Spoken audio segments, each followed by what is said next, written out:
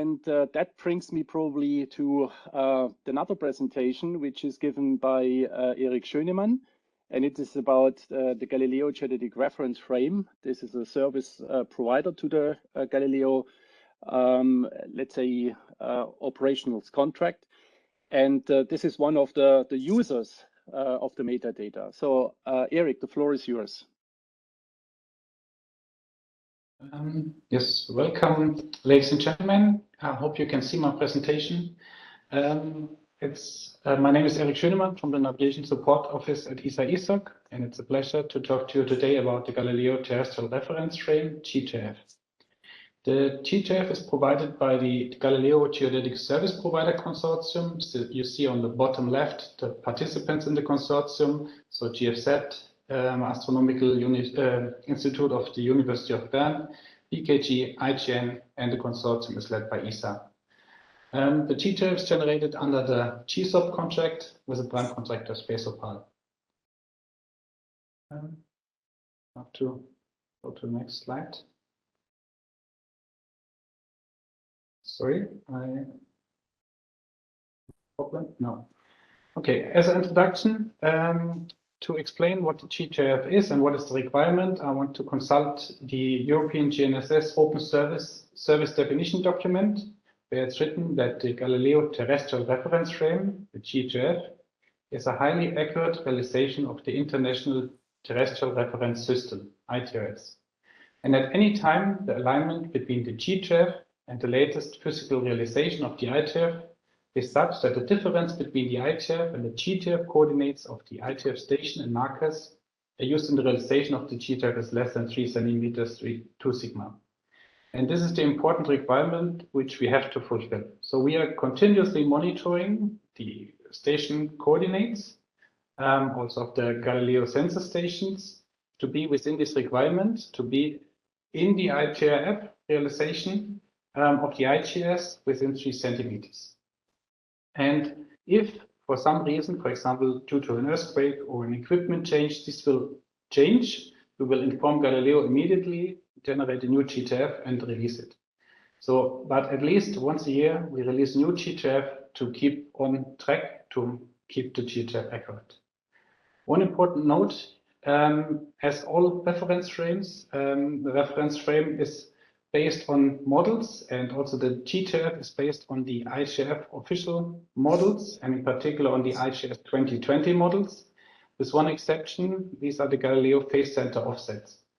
Here, the International GNSS Service decided to adjust the phase center offsets to compensate for the IGF scale difference between GNSS and BLBI and SLR.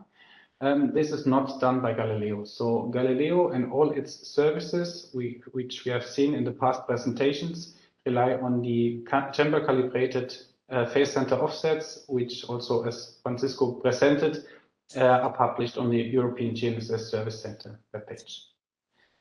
To give you a bit of overview on the GGSP setup, so we see the GGSP configuration in the middle in the gray box. But what we need to generate the GTRF is also data from externals. So we need on the one hand side data from Galileo, so observation data from the Galileo sensor stations, but also metadata, information on the satellites, on the GSS sensor stations. But in addition, we also need data from the International Association of Geodesy, so data like observation data from the IGS, from the core network, to align the GTRF to the ITRF realization of the IGS. But how is the data processed? So the setup is similar to what is done in the IGS. So we see we call it here processing facilities, but in the end it's very similar to the so-called analyzer centers of the IGS. The GGSP consortium has 3 processing facilities processing the GSS data plus the IGS data in parallel with 3 different softwares independently, and the products are later on combined by the so-called combination facility. But before we send out the products, we have a last facility, it's called the validation facility, which checks for the internal consistency of the products, but also validates our products against external data and products, like for example, the IGS final solution. And the product which we generate, okay, the main product is the GTRF, the Galileo Terrestrial Reference Frame. But to generate this GTRF, we also have to generate clock and orbit products, as well as bias estimates and atmospheric estimates. These auxiliary products are also delivered to Galileo to perform a validation on the Galileo side as well as to support the Galileo services. Let's have a look at the quality of the input products of the PFs and also of our final products. What we see here is the weighted RMS compared of the input products. So we see here the three different PF solutions, Orbit PF solutions compared to the final GGSP solution. And here we are in the order, so it's PA1, P2, P3. So we are in the order of 5 to 15 millimeters compared to the final solution.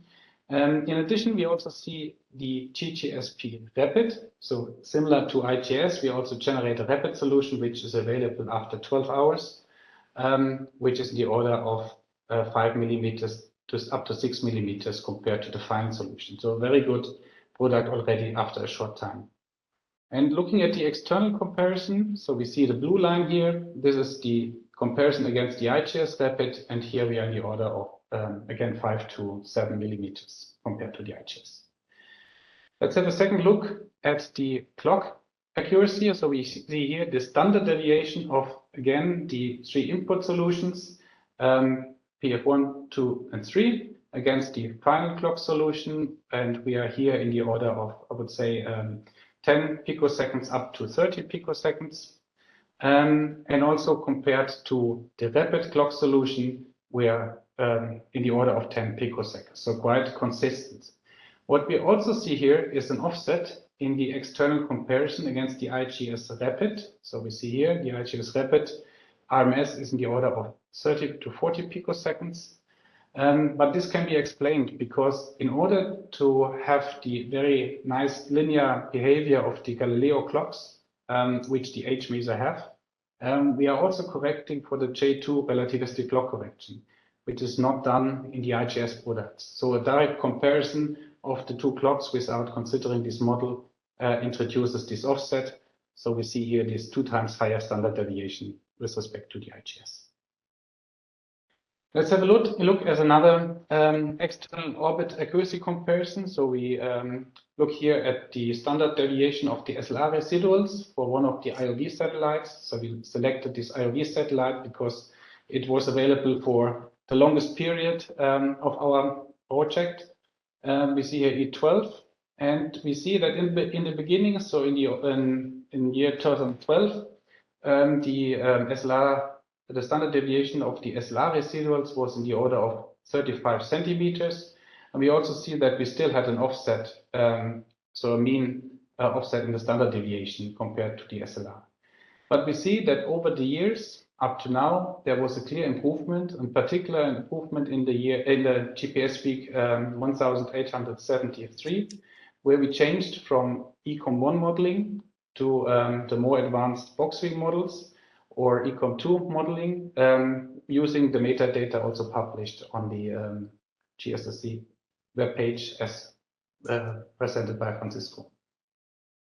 So now we are down, looking at this external comparison with the orbit accuracy to below 10 centimeters, clearly below 10 centimeters in the standard deviation, and also the offset is only a few millimeter now. Let's have a look at the latest GTRF reference frame network. This is what we see here, the network of the GTRF 23 version 1. The latest GTRF is aligned to IGF 2020 and is applicable or used by Galileo since the 5th of May, so just recently activated.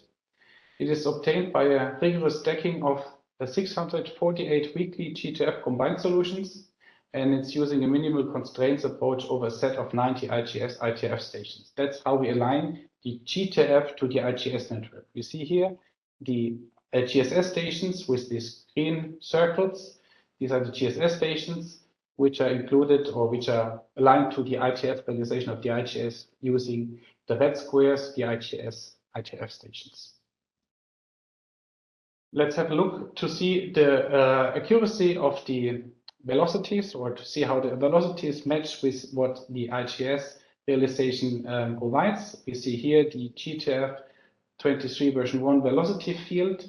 In red, we see the velocities of the IGS, ITF sites, and in blue, we see the velocities of the GSS sites. And what is obvious, if we look, for example, at particular velocities of some of the stations, we see that the errors are matching very well.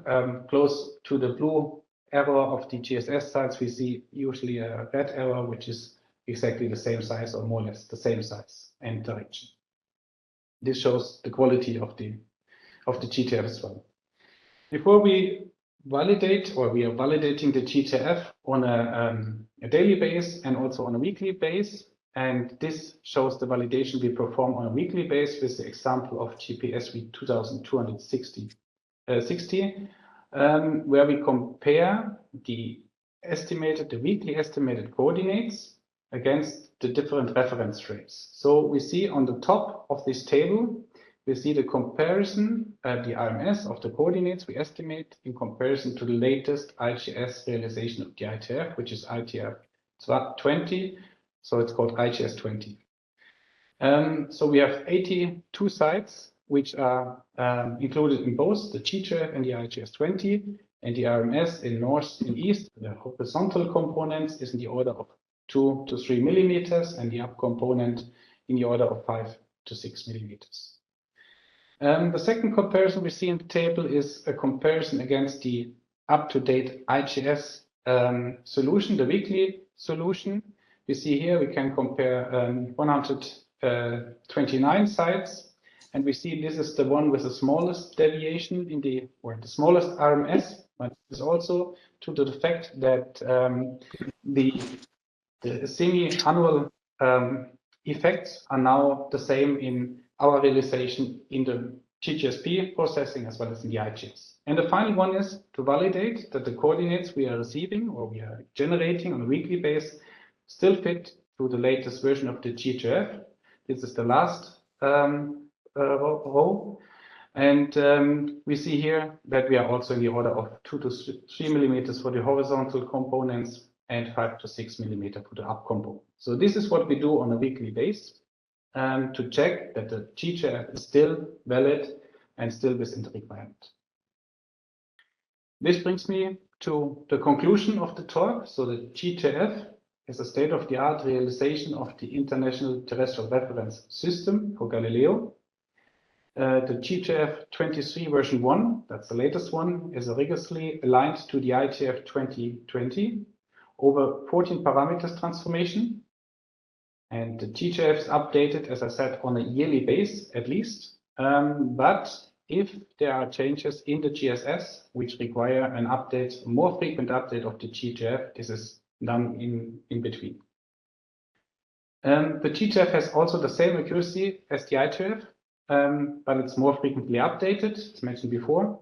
And it's important to note that for all Galileo applications or for all Galileo services, the Galileo uses the calibrated Galileo phase center offsets, which is a difference to what IGS provides.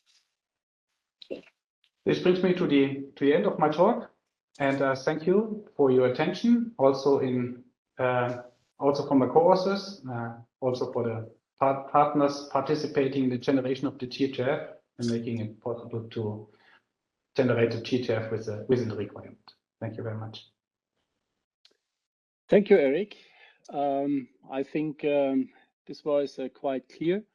Again, it should be acknowledged that this is, let's say, quite extensive, let's say, consortium here with the respective expertise, and they're working together right now since more than 16 years. Thanks again, Erik.